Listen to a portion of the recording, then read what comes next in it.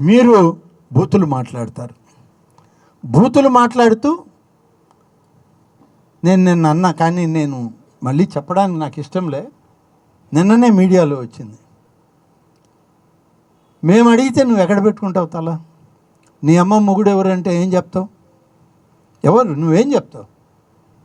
నీ భాష అదే. రాజకీయాల్లో ఉన్నావు, శాసనసభ్యుడిగా పనిచేసావు, మంత్రిగా పనిచేసావు.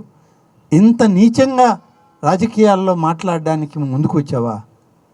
నిన్ను అడిగితే నువ్వేం చేస్తావు? మీరు అన్నారు, ఇంకొక పెద్ద మనిషి అన్నాడు సర్వనాశనం అయిపోవాలని.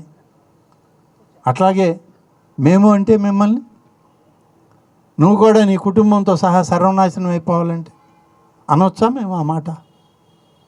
రాజకీయాల్లో ఇదే భాష మనం వాడాల్సింది.